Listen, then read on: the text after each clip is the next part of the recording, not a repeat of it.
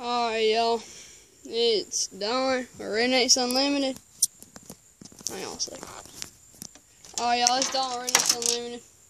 It's summer out here, and the bass are biting. So, everybody's out bass fishing. Everybody's catching them. And I'm going to show you something about it. And out here in South Georgia, about this time of year, there are 3 main rigs people are using for worms. Most common and most simple is the Texas rig. The second most common is the Carolina rig. And the third most common is the wacky rig.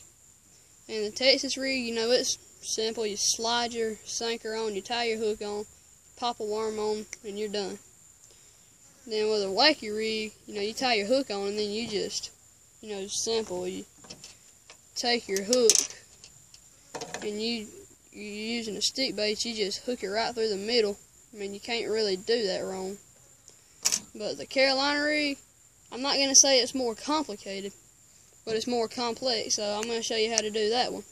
So the first thing you're going to need is you're going to need a rod with line on it. I'm using a Quantum Nitrous Performance Tuned bait caster, and it's spooled with 65-pound braided line made by Power Pro. And you're going to need your worm. I mean, you can use any kind of worm. You can even use a stick bait worm. I mean, I'm just using one that I like to use. It's a 10-inch culprit red shad. I mean, I use all kinds of worms. Then I got a pair of scissors for cutting line. I got my bullet sinker. You know, you can find these anywhere. Find you a barrel swivel, a fiberglass or plastic bead with a hole in the middle going through it, and your hook. And you're also going to need a roll of line for your leader. So let's get started. First thing you're going to do, so you got your line, and this is on the rod, you see. So, don't worry about that roll line. And it's simple, just like Texas rigging. Take your sinker and slide it right onto the line, just like that. The pointy end goes towards the end of the rod. Slide it on. Next, you're going to take your bead, find that hole in the middle, slide it on. Simple. So you got your bullet sinker, then your fiberglass bead right in the bottom of the sinker. Look like an ice cream cone. And you know, that's simple. Next thing, you're going to take your barrel swivel. You know, however strong, it depends, the size of it depends on how big the bass are. And, I mean, you can tie it on with the clinch knot. I'm going to use a polymer knot. You know, it's simple. I'll kind of just briefly show you, and if you don't get it, you can see other videos. But you double your line over, run it through the loop, keep it where you can see it. A single overhand knot.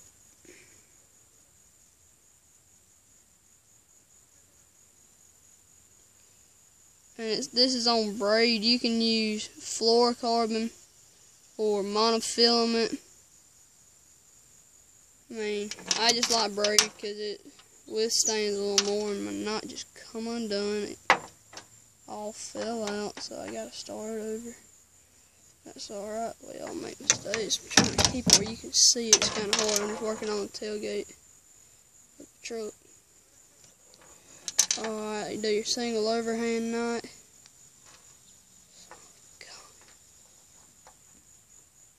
If I can get it, it's hard to make sure you can see it and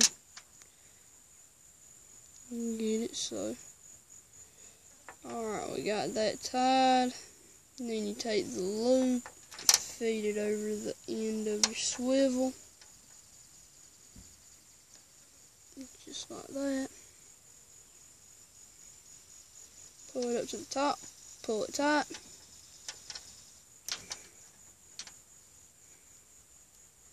And you got your polymer knot tied. You can use a clench knot too. Then you're going to take your scissors, and you see this tag line, the extra line that you didn't use, just cut it off. And leave about 1/8 of an inch or so. So if a big fish gets it and you're knotting it real tight, it doesn't unwrap.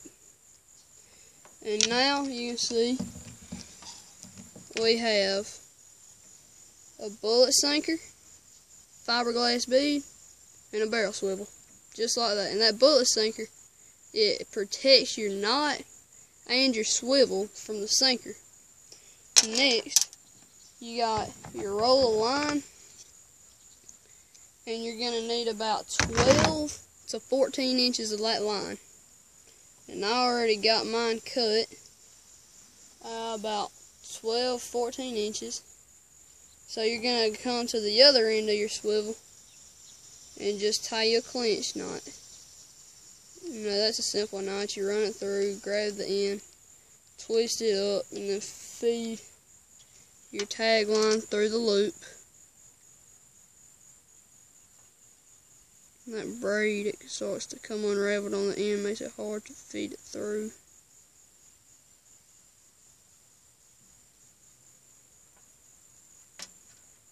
Once you get it through,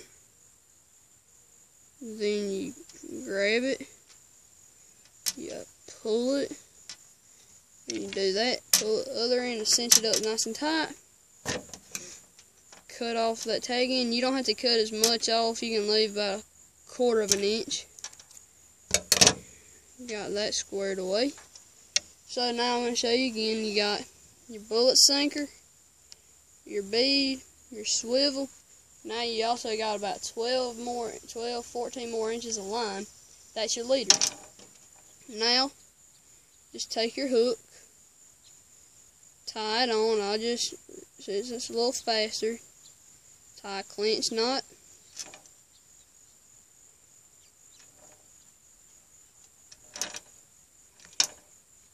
Feed it through the loop.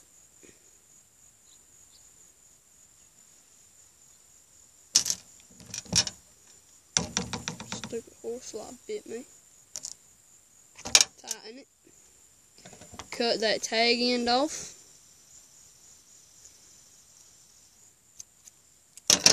Alright, now all you have left to do is you gotta put your hook on, or put your worm on. I'm using this little stem hook, so you know it's real simple. You feed the stem in through the top of the worm, just like that. That keeps the head of the worm straight. Come down to the body of the worm, bend it up so it's flush with the shank of the hook. Put the end in and start pulling it till it's just at the edge right there, and that makes it nice and straight. And folks, y'all have just made a Carolina rig. And if I wasn't showing you, I could get it done a lot faster, you know, just boom boom, but I was explaining everything. Last check, bullet sinker, bead, barrel swivel, your leader, hook and worm. And it's kind of from a distance you can see everything. Guys, if you're using a bait caster, tune it up good. Head to the water, go catch your bass. This is Don with Rednecks Unlimited, and I'll see you next time. Please comment, like, and subscribe. Thank y'all.